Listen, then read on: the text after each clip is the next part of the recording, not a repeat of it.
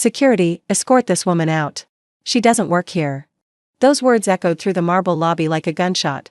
The woman who spoke them was wearing a $3,000 Chanel suit and clutching a Louis Vuitton bag like it was a weapon. She didn't recognize me. Her own daughter. Standing in the building that bore my name. The security guard, Marcus, looked between us with confusion spreading across his face. He'd worked for me for 4 years. He knew exactly who I was. But my mother, Patricia Morrison, had no idea she was about to destroy herself in front of 47 employees. 7 years. That's how long it had been since I'd seen her face. 7 years since she looked me in the eyes and said the words that still burned in my memory like acid. But let me start from the beginning. I was 22 years old when my family decided I was worthless. Fresh out of college with a business degree and dreams bigger than the small Texas town we lived in. My older sister, Vanessa, had just announced her engagement to Bradley Whitmore III, heir to a regional banking fortune. Suddenly, I became invisible. "We need to talk about the wedding budget," my mother announced at dinner one evening. She was glowing with excitement, her eyes fixed on Vanessa like she was the second coming of Christ. "Your father and I have decided to use your college fund for the reception venue." I nearly choked on my water. My college fund? I already graduated. That money was supposed to help me start my business. My father, Richard Morrison, didn't even look up from his steak. "Brooke, let's be realistic. You're not entrepreneur material. Vanessa's wedding is an investment in this family's future. The Whitmores are connected. This marriage will open doors for all of us." "All of us?" I laughed bitterly. "You mean all of you?" Vanessa rolled her eyes, her diamond engagement ring catching the light. "Don't be dramatic, Brooke. You can start your little business later. My wedding only happens once." Little business. That's what they called my dream. I had spent 4 years developing a business plan for a consulting firm that would help small businesses navigate digital marketing. I had projections, market research, potential clients already interested. But to them, it was just Brooke's little hobby. "I saved that money too," I said quietly. "Grandma left me that inheritance specifically for my future. You can't just take it." My mother's face hardened. "Your grandmother is gone, Brooke. And while she was alive, she clearly didn't understand the importance of family unity. Vanessa's wedding will benefit everyone. Your little marketing idea can wait." "It's not just marketing. It's a full-service digital consulting firm. I have a 50-page business plan, enough." My father's voice cut through the room like a blade. "The decision is made. If you can't support your sister's happiness, maybe you should reconsider your place in this family." I stared at him, waiting for someone, anyone, to defend me. My mother examined her manicure. Vanessa smirked into her wine glass. The silence was deafening. "Fine," I said, standing up so fast my chair scraped against the hardwood floor. "If that's how you feel, then I'll remove myself from the equation entirely." "Brooke, don't be ridiculous," my mother started. "You made your choice crystal clear. Vanessa is the golden child. I'm just the backup daughter you keep around for appearances. Well, I'm done being your afterthought." I walked out that night with 2 suitcases and $847 in my checking account. My grandmother's inheritance, $75,000 that was supposed to be mine, had already been transferred to the wedding fund. I had nothing. No. That's not true. I had something they could never take from me, my determination to prove them wrong. The first 2 years were brutal. I moved to Austin with nothing but my degree and my business plan. I slept on a friend's couch for 3 months while working 2 jobs, waitressing during the day and freelance social media management at night. Every penny I didn't spend on rent or ramen went into a savings account labeled Revenge Fund. I know that sounds petty. But sometimes pettiness is the fuel that keeps you going when everything else fails. No. I landed my first real client by accident. The owner of a struggling barbecue restaurant sat at my table one night, complaining about how his competitor across the street was stealing all his business with their Instagram presence. I offered to help for free, just to build my portfolio. Within 3 months, his revenue had increased by 40%. He told everyone he knew. Word spread. By year 3, Morrison Digital Consulting had 7 employees and an office in downtown Austin. Yes, I kept my last name. I wanted to prove that a Morrison could build something without handouts, without connections, without the precious Whitmore family opening doors. By year 5, we had expanded to Houston and Dallas. I was featured in Austin Business Journal as one of the top entrepreneurs under 30.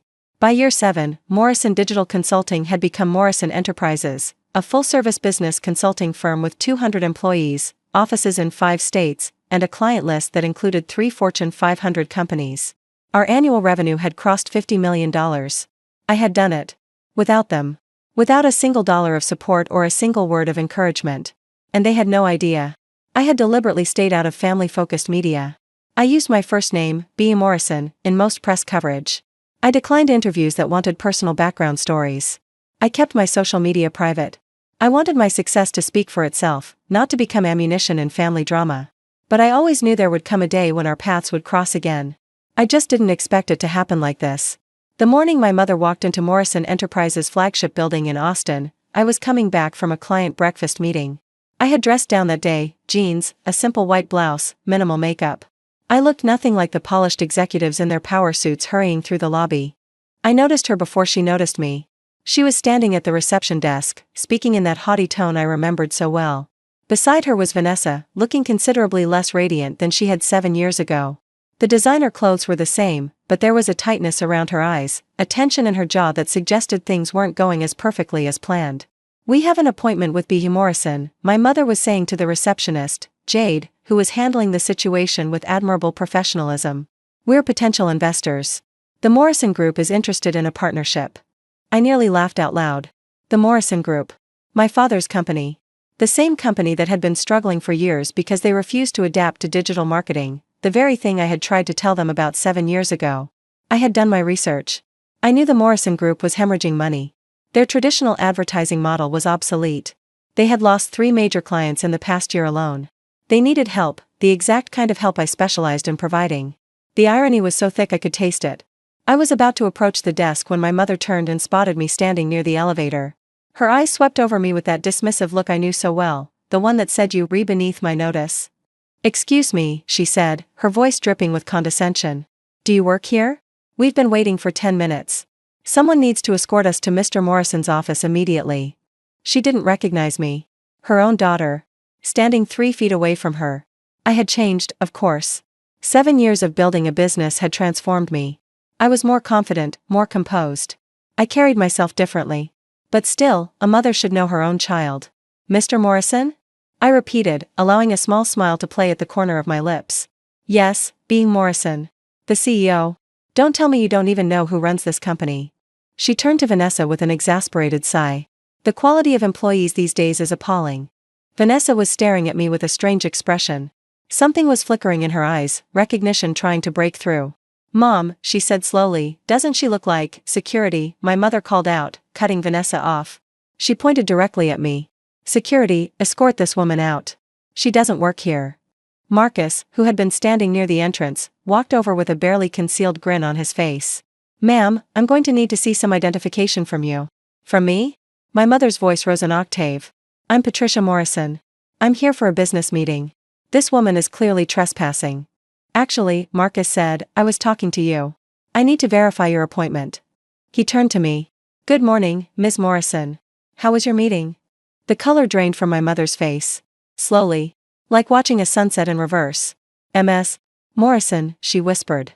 I smiled and pointed to the massive letters etched into the wall behind the reception desk. Morrison Enterprises. And below it, in smaller but still prominent text, "Founded by Brooke Morrison, CEO." "Check the name on the building, Mother." Vanessa's hand flew to her mouth. My mother's Louis Vuitton bag slipped from her fingers and hit the marble floor with a thud that echoed through the suddenly silent lobby. "Brooke." My mother's voice cracked. That's impossible. You were supposed to, you couldn't possibly." "Couldn't possibly what?" I asked calmly. "Succeed? Build something? Become more than your afterthought daughter?" Every employee in the lobby had stopped what they were doing. Phones were forgotten. Conversations died mid-sentence. All eyes were on us.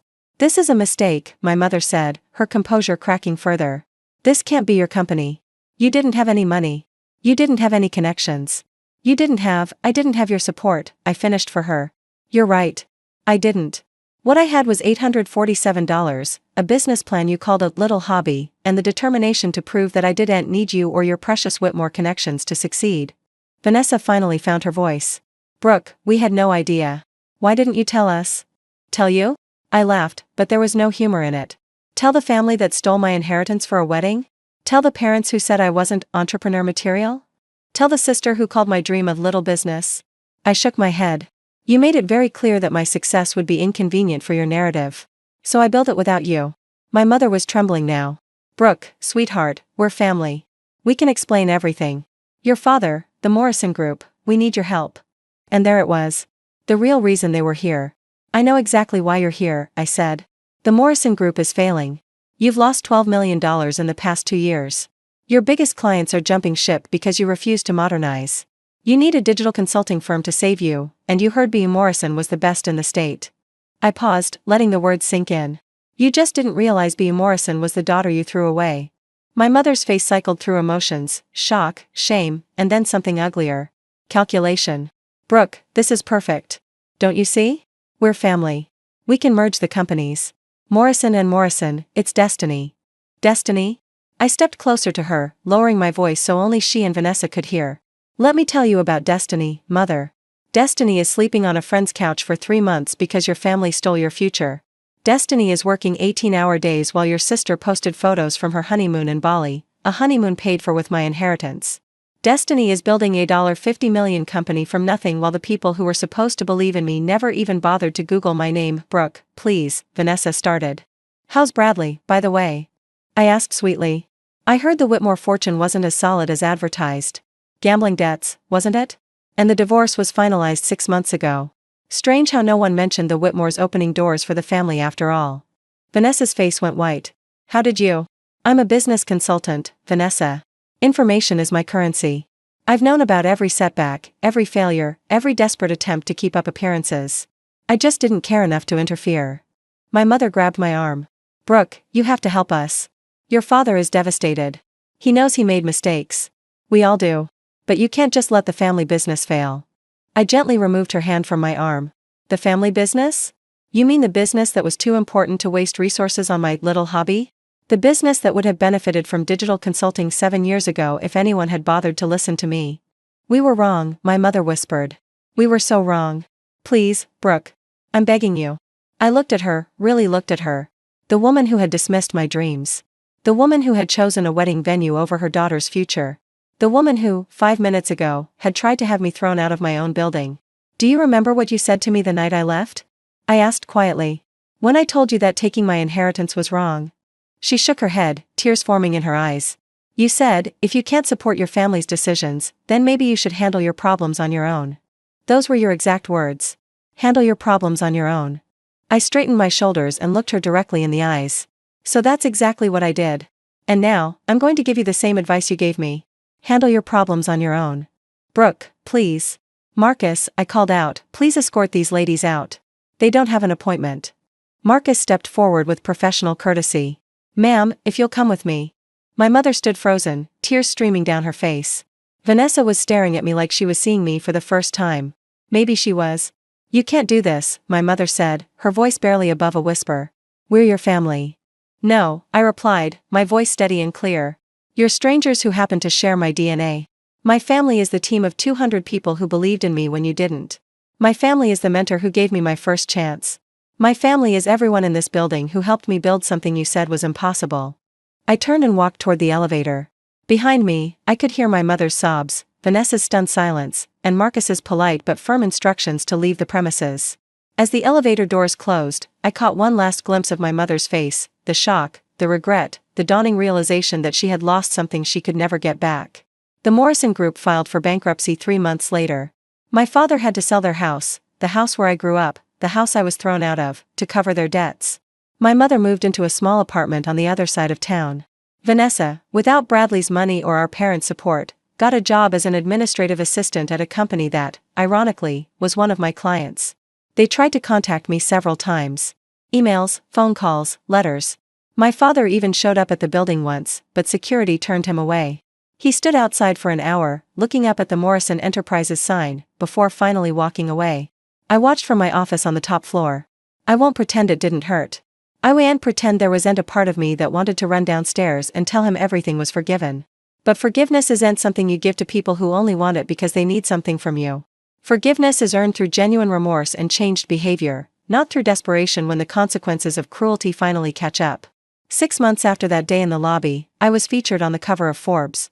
The self-made millionaire who built an empire on rejection. The article told the whole story, the stolen inheritance, the family that didn't believe in me, the 7 years of silent success. My mother saw it. I know because she sent me one final letter. I read the article. I understand now why you could never forgive us. I don't expect you to change your mind. I just wanted you to know that not a day goes by that I don't regret what we did. You were never the afterthought daughter. We were the afterthought parents who didn't deserve you. I'm proud of you, Brooke. Even if I have no right to be. I read that letter 3 times. Then I put it in a drawer and closed it. Some wounds don't heal. Some bridges, once burned, can never be rebuilt. But that's okay. Because on the other side of that bridge, I built something better. Something stronger. Something entirely my own. Today, Morrison Enterprises has 500 employees and offices in 12 states. Last quarter, we crossed $100 million in annual revenue. I've been invited to speak at Harvard Business School about entrepreneurship and resilience.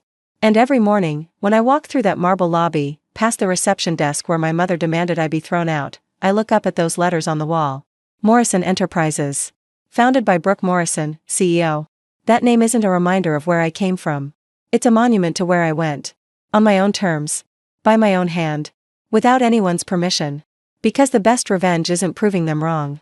It's building a life so successful that their opinion no longer matters at all.